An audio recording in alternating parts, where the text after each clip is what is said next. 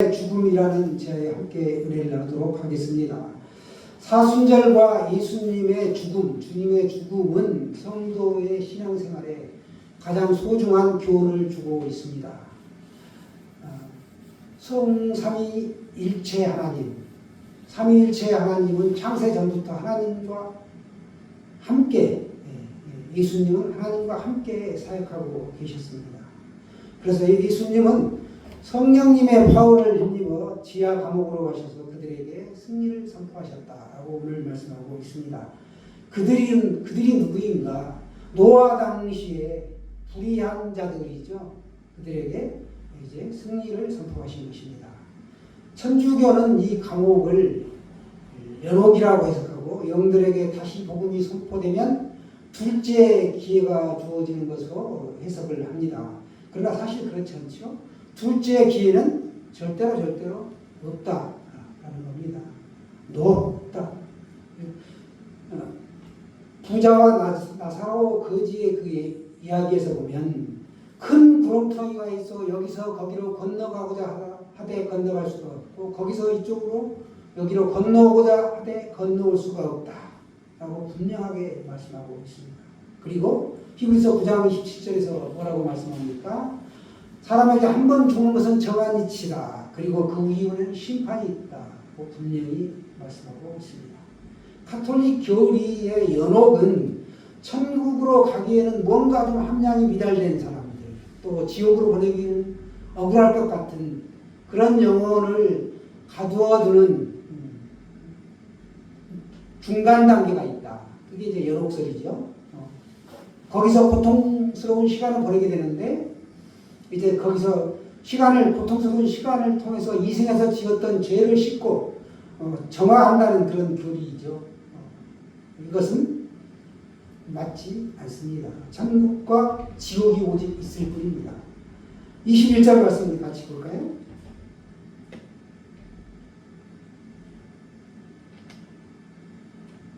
시작. 물은 예수 그리스도께서 부활하심으로 말미암아 이제 너희를 구원하는 편이 곧 세례라. 이는 육체에 더러운 것을 제하여 버림이 아니요 하나님을 향한 선한 양심의 간구니라. 아멘.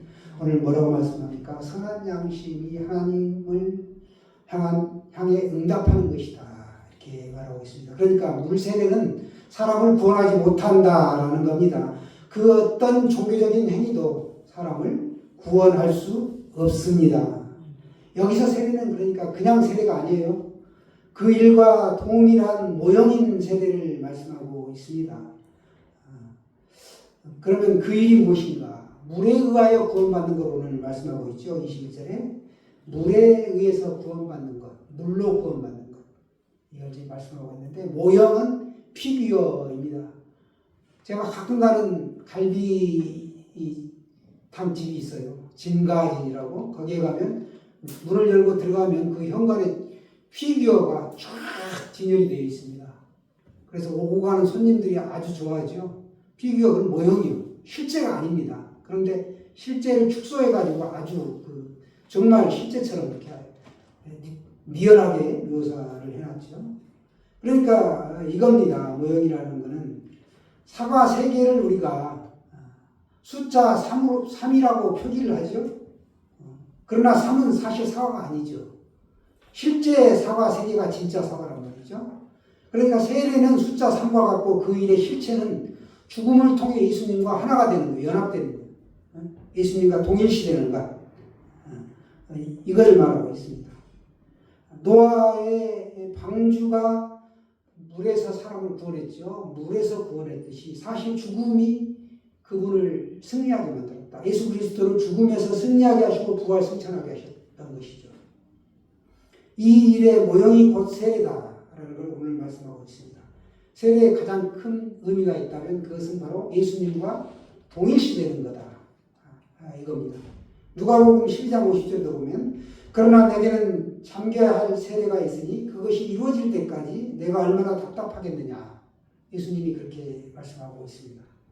세례는 그러니까 1차적으로 죽는 것이고 묻히는 것이고 이제 부활하는 것이죠. 그래서 베드로는 세례를 가르쳐 선한 양심이 하나님을 향해 응답하는 것이다. 이렇게 말씀하고 있습니다.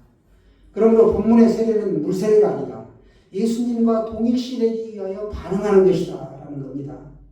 그리스도께서 의인으로서 불의한 자를 대신하셨다. 18절에 이렇게 말씀하고 있는데요.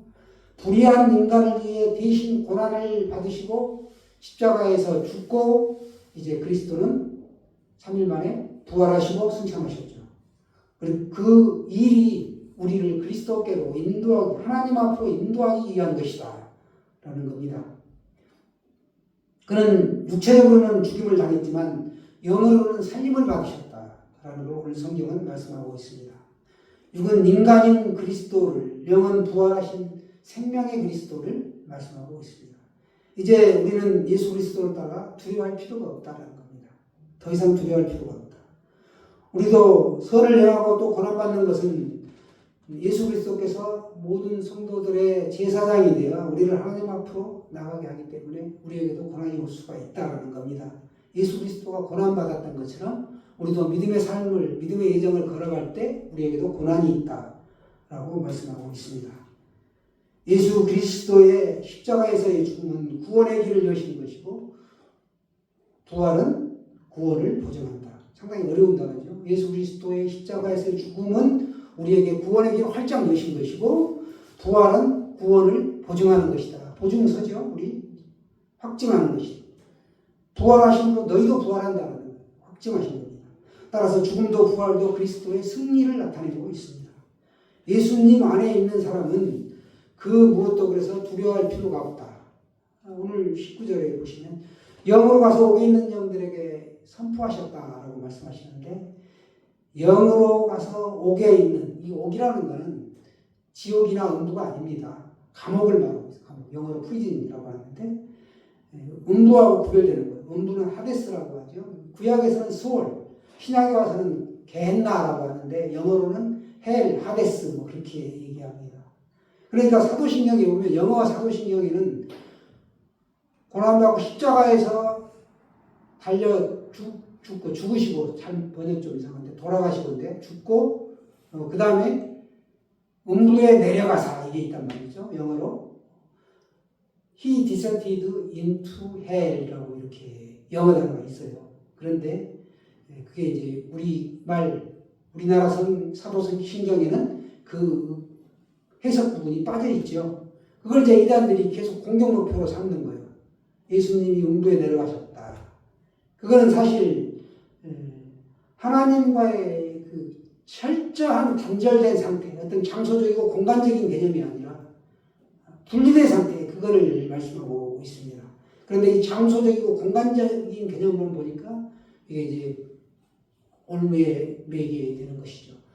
애시당초의 시비거리를 없애기 위해서 그래서인지 모르지만 그 부분을 번역상에서 빼버렸다. 그걸 좀 여러분이 이해하실 필요가 있습니다. 빼도 전혀 의미에는 상관이 없다라는 것이죠. 예수님이 그러니까 이 감옥은 옥에 있는 영들에게 선포하셨다. 이건 예수님이 이 땅에 오시기 전에 창세 전에부터 삼위일체 하나님이 함께 사역을 하셨는데 예수님은 이 땅에 오시기 전에 영으로 노아 시대에 그 악을 행하던 자들에게 감옥에 갇혀있는 그들에게 찾아가셔서 통보하셨다는 거예요. 통지했다. 일반적으로 복음을 선포하신 게 아니라 통보했다는 거예요. 내가 부활하고 승천한다. 그 승리의 소식을 전한 거예요. 자신의 죽음과 부활 승리를 이제 통보하셨다라는 걸 알 수 있습니다. 그런데 영들에게 선포하셨다. 이걸 우리말 번역에도 보시면 복음을 증거했다. 그 영들에게 복음을 증거했다라고 성경에 번역이 되어 있는 부분들이 있습니다. 그러나 그 부분은 이제 우리가 더 좀 논란의 여지가 있기 때문에 여기서 말씀드릴 수는 없고, 우리가 합당하게 볼 수 있는 부분은 제가 생각할 때는 영들에게 이제 자신의 죽음과 부활할 것을 통지하셨다, 이렇게 이해하시면 좋겠습니다. 오늘 본문에 베드로의 편지를 받고 있는 그 당시에 나그네 같은 성도들도 믿음이 있는 사람들이었죠. 노아 시대의 그 불의한 자들이 있는 가운데 노아의 그 8식구만 구원을 받았던 그 가족들처럼 하나님께 불순종하는 대다수 사람들에게 둘러싸여 있었다는 그 당시에도 베드로 전서를 쓸 당시에 그 당시에도 그 성도들이 그렇게 있었을 때 주변에 많은 사람들이 믿음이 없는 채로 그렇게 살고 있었다라는 걸 우리가 알 수 있습니다. 이들에게 예수 그리스도의 승리를 선포하는 것은 노아와 그의 가족처럼 고난과 핍박받는 성도들이 결국에는 영원한 구원을 얻는다, 구원을 받는다는 사실을 확인시켜 주고 있습니다. 이를 통해 고난받는 이들을 이제 격려하고 있는 것이죠. 적용하자면 예수 그리스도의 죽음은 죄를 위한 최종적인 제사다. 그리고 부활은 구원의 보증이다. 아까도 말씀드렸죠. 성도는 그러니까 심각한 핍박 속에서도 예수 그리스도를 향하여 계속 전진하는 믿음을 향해 간다라는 겁니다. 베드로전서 3장 17절에서 앞서 18절 앞서 뭐라고 말씀하냐? 선을 향하고 고난받는 것이 유익하다 이렇게 말하고 있는데 오늘 18절에 우리가 보면 그리스도께서도 단번에 죄를 위하여 죽으사 의인으로서 불의한 자를 대신하셨으니 이는 우리를 하나님 앞으로 인도하려 하십니다. 그러니까 육체로는 죽음을 당하시고 영으로는 살림을 받으셨으니 이렇게 18절에 말씀하고 있습니다. 우리의 삶이 살다 보면 고난이 많죠. 그러나 아무리 고난이 있다 할지라도 죽음보다 더 큰 고난은 없습니다. 지금 내가 너무 힘들고 무너질 것 같은 고난이 있다 해도 그것은 절대 예수님이 당하신 고난보다 크지 않다라는 것이죠. 베드로는 예수님이 당하신 고난을 설명하면서 성도들의 고난이 그들에게만 있었던 고난이 아니다. 노아 당시에도 있었고 노아 가족들에게 베드로 지금 믿음의 믿는 여러 성도 여러분에게도 있다. 또 오늘날의 우리에게도 고난이 있죠. 마찬가지로 예수님이 당한 고난은 반복적이지 않고 단번에 고난이 왔죠. 우리가 보통 이 컵을 잠깐 이렇게 드는 거는 보통 정상적인 사람은 이거 들고 있는 거 아주 쉽죠. 그러나 이걸 1시간, 2시간 동안 팔을 쭉 펴고 계속 들고 있으라? 힘들죠. 학교 선생님이 의자 들고 있어라, 밖에 서 있어라. 이게 계속 서 있으면 다리 아프잖아요. 의자 들고 서 있으면 팔이 계속 내려오는 거죠. 힘들단 말이죠. 고난이라는 것이 왜 힘든가? 지속적으로 오기 때문에 계속 장기간에 걸쳐서 오기 때문에 힘든 겁니다. 한 번에 오다가 금방 사라지고 좋은 일이 오면 얼마나 쉽겠습니까? 이 믿음의 여정도 마찬가지라고요. 고난이라는 것이 금방 왔다가 쭉 사라지고 그냥 탄탄대로의 길을 가는 것이 아니고 그 고난이 알 수 없는 가운데 계속된다는 겁니다. 잊을만 하면 또 오고 또 오고 파도처럼. 이게 힘든 겁니다. 오늘 그 성도들에게 격려하고 믿음의 선진들이 어떻게 했는가를 오늘 보여주고 있습니다. 그런데 그리스도께서 이렇게 고난을 받으셨는데 누구를 위하여 고난을 받았느냐? 바로 우리를 위해서 한 것이다. 하나님을 향하여 하나님께로 돌아오도록 고난이 있다라는 겁니다. 남을 위해서 자신이 대신 고난을 받는 일 쉬운 일이 아니죠. 우리는 작은 이익 앞에서도 흔들릴 수밖에 없는 사람들입니다. 사랑이 없다면 절대 불가능한 일이죠. 죄가 없으신 예수님께서 고난을 당하셨다. 그것은 목적이 있었기 때문에 고난을 당하신 것입니다. 우리를 하나님 앞으로 인도하기 위함이다 라는 것을 말씀하고 있습니다. 베드로전서를 쓰게 된 그 목적을 보면 소아시아 일대에 흩어져 있는 고난받는 성도들을 격려하고 그들에게 너희들이 어떻게 신앙생활을 해야 되는지를 알려주기 위해 또 잘 견디라고 격려하기 위해 이렇게 서신을 썼죠. 박해받는 성도들에게 예수님의 고난을 설명하고 위로와 격려를 하고 있고 또 앞으로 나아갈 방향을 제시하고 하나님 앞으로 나아가라고 하나님을 잊지 말라고 오늘 설명하고 있습니다.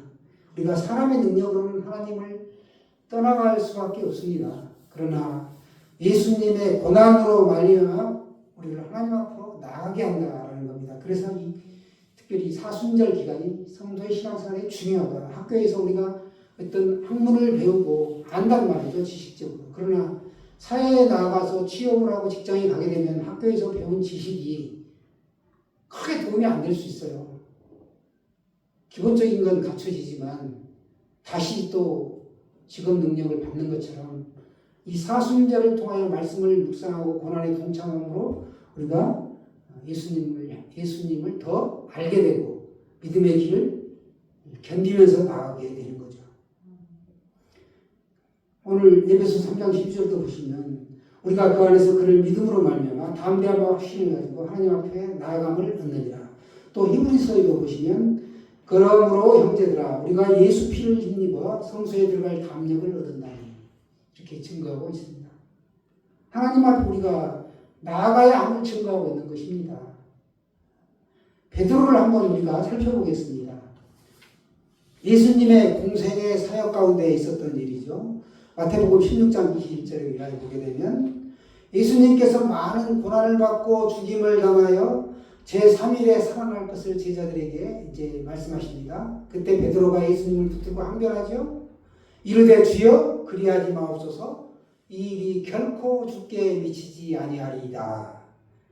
베드로는 자신이 믿고 섬기는 예수님이 고난 받지 않기를, 예수님에게 고난이 오지 않기를 바랐습니다. 또 구세주인 예수님에게 고난이 미치지 않을 것이라고 생각한 겁니다. 그런데 이때 예수님께서 말씀하시죠. 사탄아 내 뒤로 물러가라. 너는 나를 도리어 넘어지게 하는도다. 내가 하나님을 생각하지 아니하고 사람의 일을 생각한다. 예수님은 지금 목적을 가지고 이 땅에서 십자가의 죽음을 맞이하셔야 되는데 사람의 일만 생각하고 너는 예수님은 십자가에 달려 돌아가시면 안 된다. 구세주로 오셨는데 구세주가 어떻게 십자가에 달려 돌아가시느냐. 물이 변화에 포도주가 되고 수많은 병자들을 고치고 기적을 일으키신 분이 바람도 잠잠케 하고 능력의 하나님이 전지전능하신 분이 어떻게 십자가에 달린단 말이냐. 그렇게 항변한 것입니다. 그 주님을 계속 따르고 싶었던 거죠. 그래서 예루살렘 성에 들어가게 되면 정말 오른팔이 되고 싶었고 뭔가 한 자리 이제 자기를 위한 세상이 올 것처럼 이렇게 느꼈던 것입니다. 로마의 압제는 이제 끝나는구나. 그렇게 생각했던 것입니다. 그래서 예수님은 내 나라는 그런 나라가 아니다. 그러면서 오늘 그렇게 하신 것이죠. 예수님은 말씀하십니다. 이르시되 누구든지 나를 따라오려거든 자기를 부인하고 자기 십자가를 지고 나를 따를 것이니라. 이렇게 말씀하십니다. 그리고 나서 베드로가 시간이 지난 다음 2일 후에 예수님의 죽음과 부활을 몸소 경험하게 됩니다. 그 경험을 뒷받침하는 것이 오늘 본문이에요. 예수님의 고난은 우리의 죄 때문이고 그 고난은 단번에 이루어졌다. 그 고난의 목적은 우리를 하나님께로 인도하기 위함이다. 라는 것입니다. 우리가 그래서 고난받는 목적을 우리도 정확하게 알고 있어야 됩니다. 자신이 고난이 오면 고난받는 목적을 정확히 알고 있어야 됩니다. 아침에 김병상 목사님이 만났교회 목사님이 설교를 들었는데 너가 몸이 아프냐? 너가 사람들과 관계에서 문제가 있느냐? 그건 너에게 있다. 너가 잘못하기 때문이라고. 오늘 그렇게 말씀하신 걸 들었습니다. 우리에게도 고난이 있고 관계와 껄끄러움이 있단 말이죠. 그건 나에게 있다. 한때 유행했던 내 탓이요. 나에게 있다라고 합니다. 노아 방주 때 구원받은 사람은 노아의 가족 8명 뿐입니다. 그 외의 모든 사람은 하나님의 말씀을 믿지 않고 예면하다가 모두 멸망당해 죽었습니다. 바로 그 영들이 갇혀있는 감옥, 그것을 말씀하고 있습니다. 믿지 않고 감옥에 갇혀있는 그들에게 예수님은 봐라. 나는 이제 성육신할 것이다. 동정녀의 몸에서 인간의 몸으로 태어나서 십자가에서 고난받고 십자가에서 죽고 부활하여 승천하여 이런 과정들을 쭉 얘기한 겁니다. 4장 6절에도 말씀합니다. 이를 위하여 죽은 자들에게도 복음이 전파되었으니 이는 육체로는 사람으로 심판을 받으나 영으로는 하나님을 따라 살게 하려 함이라. 이렇게 번역이 되어 있습니다. 영으로 선포하신 예수님을 설명하고 베드로는 시선을 걸려 다른 주제를 오늘 다루고 있습니다. 20절 말씀이죠. 그들은 전에 노아의 날 방주를 준비할 동안 하나님이 오래 참고 기다리실 때에 복종하지 아니하는 자들이라. 방주에서 물로 말미암아 구원 얻은 자가 몇 명뿐이니 겨우 8명이라. 방주를 준비하며 하나님께서 그들을 바로 심판하지 않고 120년 동안 기다렸다라는 걸 알 수 있습니다. 시간을 줬어요. 오래 참고 기다리시는 분. 지금도 마찬가지로 심판을 하나님은 끝없이 한 명이라도 더 구원하기 위해 유예하고 계십니다. 의로운 사람이었다. 노아는 당대에 의로운 사람이었다라고 말씀하고 있습니다. 믿음을 지켰다는 거죠. 현재의 고난은 장차 올 영광과 좋게 비교할 수 없다. 이런 말씀도 우리가 익히 들었을 것입니다. 가장 힘든 것은 우리에게 다가온 고난이 언제 끝날지 모르고 기다린다라는 것, 그거죠. 그러나 우리는 말씀 붙잡고 하나님 붙잡고 승리하는 겁니다. 예수님의 죽음을 통해서 죽음까지 내어주신 예수님을 통해서 우리가 그 주님을 바라보고 주님을 따라가며 동행하며 하나님을 믿는 것이죠.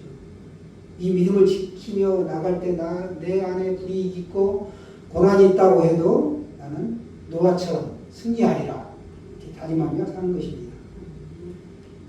현재 교회 상황도 똑같습니다.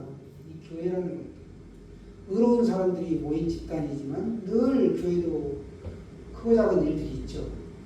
작은 교회는 작은 교회대로, 큰 교회는 큰 교회대로 말로 다 할 수가 없어요. 22절 말씀을 같이 보겠습니다. 시작.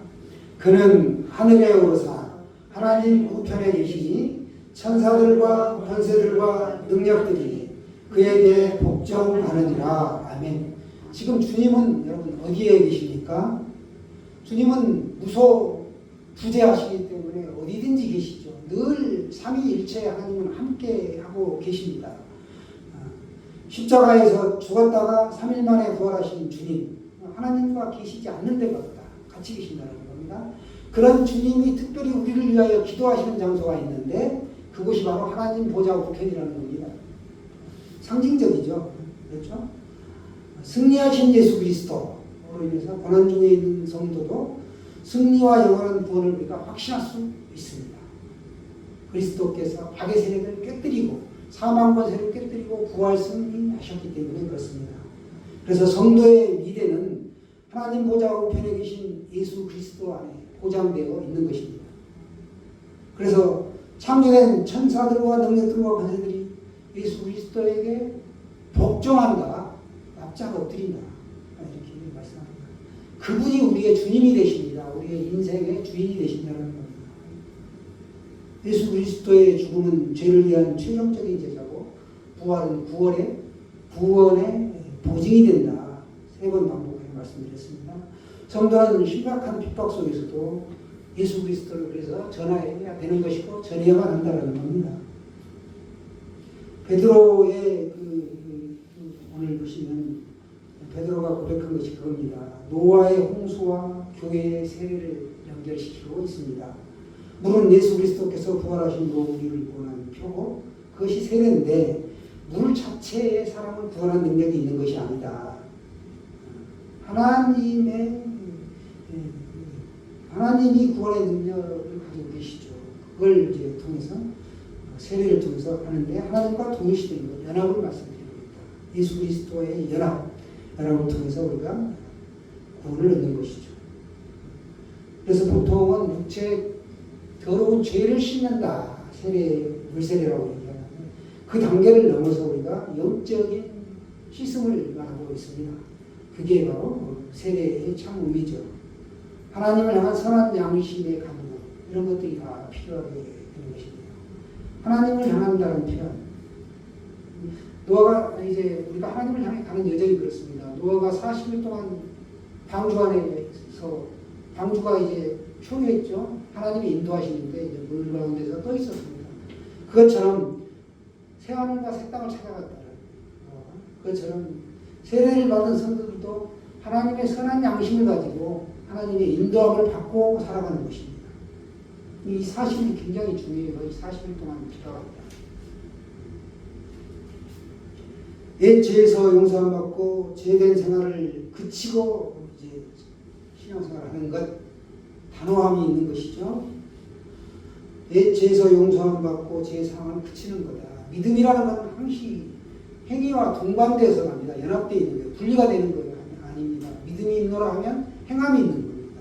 근데 믿음만을 강조하고 행함을 강조 안 하니까 믿음으로 간다. 또 행함을 굉장히 또 행함으로 부어 넣는다 그러면 또 이상한 의미로.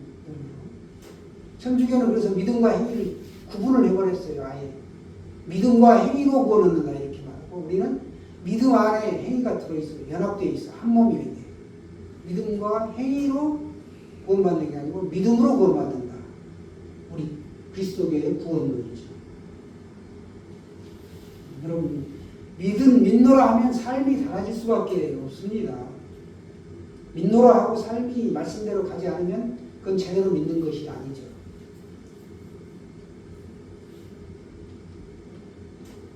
베드로 16절에서 선한 양심을 얘기하죠. 또 노아의 방주가 물 위에서 이동했던 것처럼 이스라엘 백성들이 광야에서 또 이동 생활을 했습니다. 예수 믿고 복을 받아 이 세상에서 행복하게 사는 것, 그것은 복음의 목적이 아니다라는 겁니다. 이 땅에서 이름이 없는 큰 부자처럼 살고 천국에서도 나사로처럼 살기를 원하는 사람들이 인간적인 욕심이죠. 그러나 복음은 믿는 자로 하여금 이 세상을 지나가 정한 목적지에 도착되는 하나의 여정에 불과하다. 잠시 잠깐 나그네의 삶으로 이 땅에 있게 한다라는 사실입니다. 하나님을 믿고 있는 우리들은 지금도 지속적으로 움직이고 있습니다. 여러분이 있는 자리는 지금 어디인가요? 하루를 살아가실 때 우리가 붙잡아야 할 것이라면 말씀이다. 모든 성경은 하나님의 감동으로 된 것이다. 그런데 우리가 번역상에 그것도 좀 모르가 있는데 영감으로 된 거다. 인스피레이션. 우리가 숨을 쉬면 하고 들이마시죠. 들숨이 있죠. 그리고 그 계속 마실 수만 있나요? 계속 마시면 사람이 어렵죠. 죽게 되죠. 뱉어야 됩니다. 후 하고 내쉬어야 돼요. 내쉬는 흉. 그게 바로 인스피레이션, 영감입니다. 영감. 그걸 우리가 길에 쓰러진 사람에게 인공호흡을 하듯이 하나님의 영이 우리에게 후 하고 불어 넣어줬단 말이죠. 그 말씀이 바로 성경 66권이에요. 우리 하나님의 영감으로 됩니다. 내가 아침에 기도하는데 김권사님을 위해서 간절히 기도하게 하는 이거는 영감이 아니에요. 감동이에요. 터치. 성령님의 만지심이란 말이죠. 찬양도 성령님의 만지심. 터치, 감동. 성경에 찬양이 나와 있는 게 아니잖아요. 그래서 우리가 성령님의 영감으로 쓰여진 이 성경 말씀을 붙잡고 우리가 나가야 될 줄로 믿습니다. 여러분 언젠가 때가 되어 우리가 하나님의 심판대 앞에 서게 되는데 그때 예수 믿는 우리는 하나님이 이제 천국의 길로 이제 문을 열어드리죠. 그리고 예수 믿지 않는 사람들은 이제 백보자 앞에서 심판을 받게 되죠. 지옥길이죠. 우리는 하나님 보좌 앞에서 같이 영원히 축복과 영광을 누리며 살 수 있습니다. 이 땅을 살아갈 때 여러분 세상 바라보지 말고 내 옆에 성도가 몇 명 있나 바라보지 마시고 오직 그리스도만을 바라보셔야 합니다. 선을 행하되 고난받을 때도 우리가 낙심하지 말고 오히려 더 기쁨과 소망을 가지고 용기를 내서 신앙생활을 해야 한다는 거죠. 그러면 우리가 부끄럽지 않은 삶을 살 수 있습니다. 재림하신 날 우리가 밤하늘에 빛나는 별처럼 천국에서 길이 빛나는 그런 아름다운 성도 되시기를 주님의 이름으로 축원합니다.